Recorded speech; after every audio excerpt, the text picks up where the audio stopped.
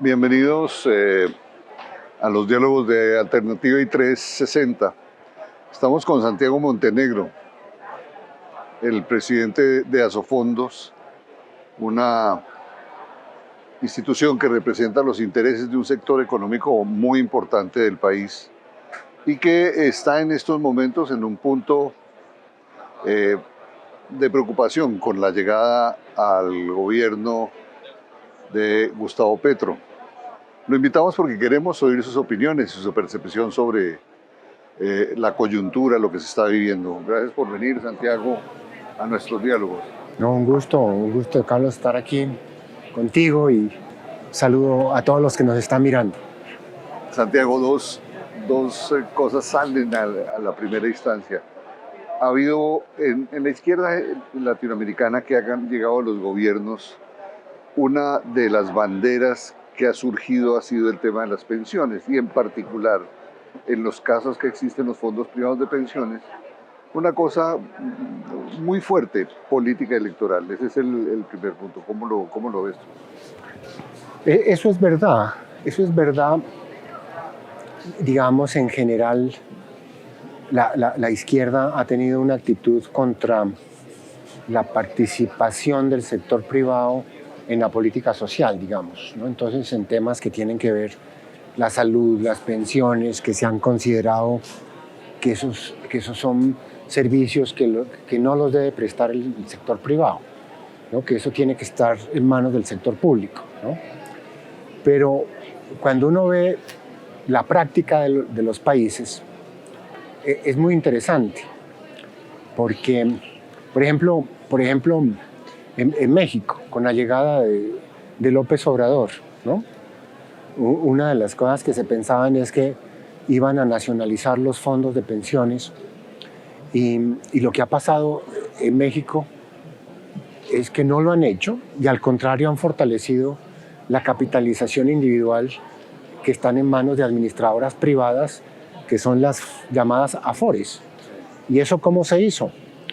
Con duplicando las tasas de cotización, que en México eran muy bajas, 6,5%, y van a quedar alrededor del 15%.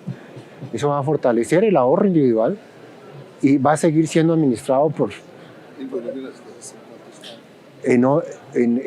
a las cuentas individuales van 11,5%, ¿no? Hay un 3% que se distribuye entre el seguro previsional y las comisiones. Hay una especie de impuestos, ¿no? Eso lo sube a 16%.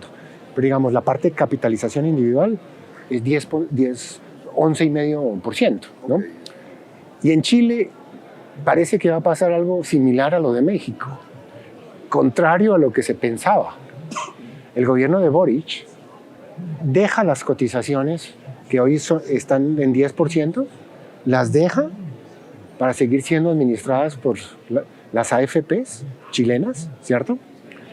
Van a cobrar 6 puntos más de cotización, o sea, suben las cotizaciones en un 60%, de los cuales 3 van también a ahorro, ¿no? Administrado por otros entes, pero va a ser ahorro, o sea...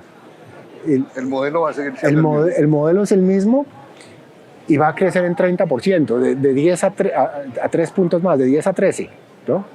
Entonces, eso es lo que está pasando sorprendentemente en México y en Chile. Era una parte muy fundamental del programa de Boric, claro, de la discusión pública y del tema de la movilización. Y había un gran movimiento social que se llama No Más AFPs, que hizo unas manifestaciones gigantescas, ¿no? Va a haber un 3% que se va a redistribuir. Va el fondo solidario y se le va a mejorar las pensiones a unas pocas personas, ¿cierto? ¿No?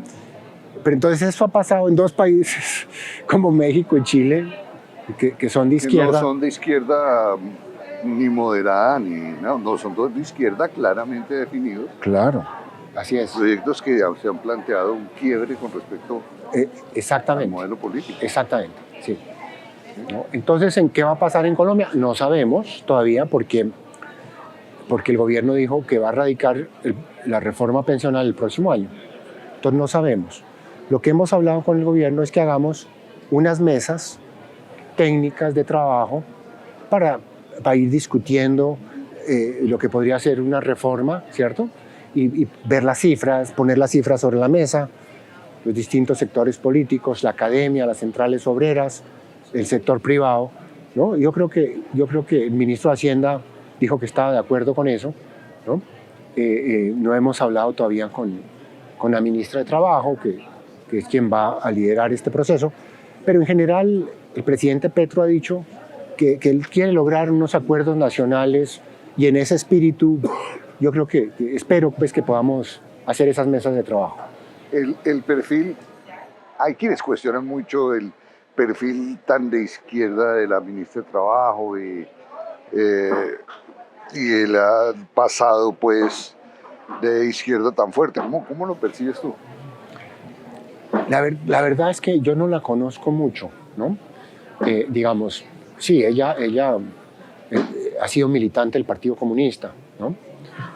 Fue parlamentaria durante varios años, ¿no? Esa parte me parece importante, pues porque si ha estado en el Estado, una perspectiva institucional, sabe que los temas, pues, hay que acordarlos, hay que lograr acuerdos, ¿no? De que una cosa son los proyectos de ley que entran al Congreso, otra cosa es cómo salen, ¿no? Entonces, no, pero por lo que he escuchado en las declaraciones, creo que tiene, ¿no?, un espíritu también de dialogar y lograr acuerdos. Además, a mí me parece que también eso tiene de bueno una cosa, y es que si es un gobierno de izquierda, que gobierne en la izquierda, y si su agenda es de izquierda, que sea. Y es una persona que tiene la formación y la tradición perfecto.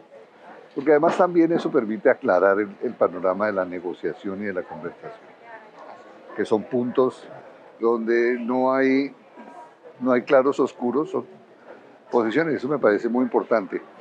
El punto ahí que uno ve en eso es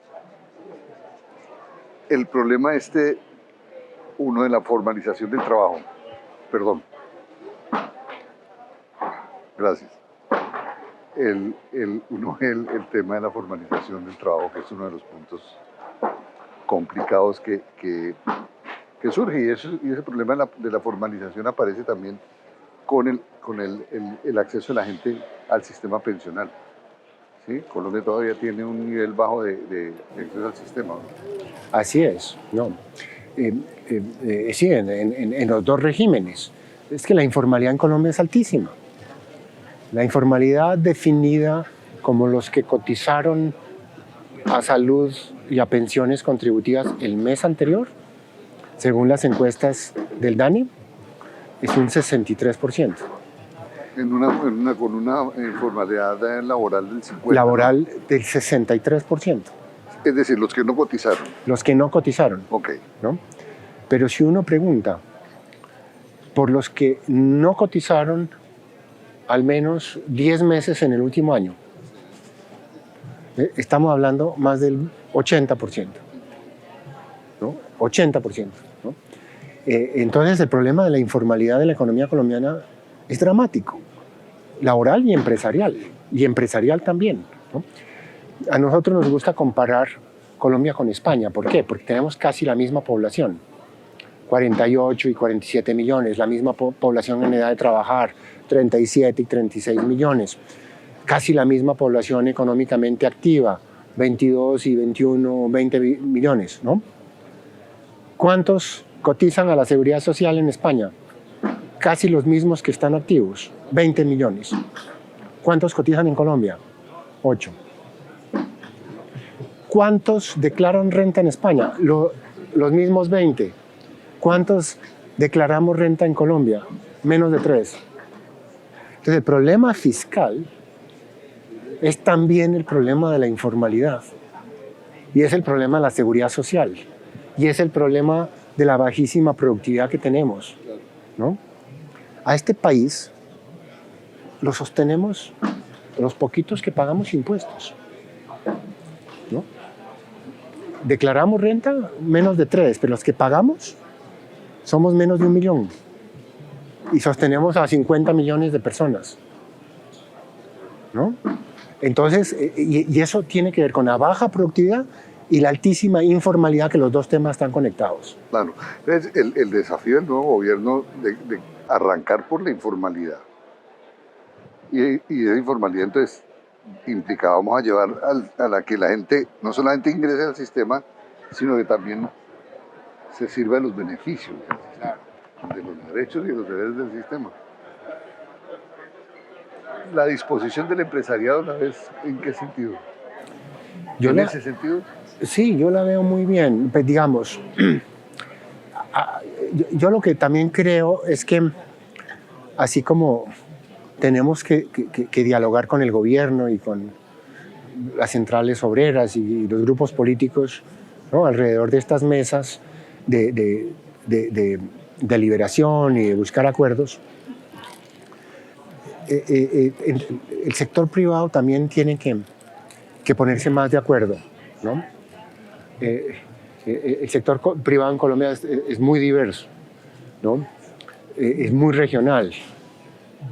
La regionalización del país ha sido muy importante, ¿no?, para muchas cosas, entre otras cosas para la estabilidad política, para la democracia representativa liberal que tenemos, ¿no?, porque eso ha desconcentrado el poder. Eso es una cosa muy importante. Pero al mismo tiempo tenemos que ponernos de acuerdo en temas fundamentales, ¿no? Unas reglas de juego. Unos temas fundamentales, temas de seguridad, ¿no? Y en otros temas, ¿no? Entonces yo sí creo que este podría ser un momento en que busquemos esos grandes acuerdos que necesitamos, ¿no?, para que el Estado no tiene presencia en muchas partes del país. Eso es parte de la tarea. Y es un problema histórico que tenemos. Sí, buenísimo. Estás planteando un tema muy, muy interesante. Si uno hace la georreferenciación de la población que tenga acceso al sistema pensional, ¿cómo estaríamos por regiones, por ejemplo? No, Pedro, está muy concentrado en Bogotá, sí, Antioquia. Los sectores formales básicamente están en las grandes ciudades, ¿no? En las grandes ciudades, que también tienen mucha informalidad, pero los sectores formales son las grandes ciudades del país: Bogotá, Medellín, Cali, Barranquilla, ¿no? Ahí están, ¿no? Pero el campo es muy informal, ¿no? Y tiene otra cantidad de problemas, ¿no? Las zonas fronterizas. Una última pregunta, Santiago, agradeciéndole su disposición. Si a uno le preguntara cuáles son las líneas rojas de la reforma al sistema pensional, ¿cuáles serían las 2 o 3 líneas rojas que desde el punto de vista de Asofondos diría, estos temas son los delicados? Las líneas rojas son esas. Digamos, ¿qué se está viendo en el mundo? En el mundo cada vez hay más conciencia de la transición demográfica. Cada vez hay menos trabajadores activos y cada vez hay más adultos mayores viejitos, ¿no? Eso hace que los sistemas de reparto de prima media, como los llamamos en Colombia, sean verdaderos esquemas piramidales, ¿no? Es una pirámide poblacional que se va volviendo una botella y luego se invierte. Es una pirámide, conceptualmente igual a lo que fue DMG. Por eso son inviables. Y por eso es que la capitalización se está imponiendo en el mundo. Hace 22 años había 10 países que tenían algo de capitalización, ¿no? Ahora estamos en 45. El último fue China, y estamos hablando de las grandes economías. El último fue China, en que está armando un pilar de capitalización, ¿no? Los países nórdicos, Holanda, Australia, ¿no? y muchos otros. Entonces, en la parte contributiva, una reforma debe estar basada en la capitalización, ¿no? Ese es un supuesto fundamental. Dada la informalidad y la pobreza que hay, sí tiene que haber un pilar solidario, financiado por el presupuesto nacional, no con las cotizaciones, ¿no? Entonces, digamos, esos deberían ser como los principios. La parte contributiva de capitalización no tiene que ser administrada solo por empresas privadas, no solo por AFPs privadas. puede haber AFPs públicas. El problema no debe ser la discusión entre público versus privado, sino entre un sistema viable y uno inviable. Y el viable puede ser administrado por entes públicos o privados, ¿no? Yo creo que esos son como, para ponerlo por la vía positiva. No, ¿no? está bien. Sí, ¿no? Son líneas rojas. Sí, por ponerlo por la vía positiva. Sí. Ok, pues muchas gracias, Santiago. Pedro, un gusto estar acá. Un saludo a los que nos han mirado y seguiremos conversando, espero. Seguiremos conversando. Y a ustedes los invitamos para el próximo diálogo de 360 y la revista Alternativa con otra persona de interés nacional. Muchas gracias.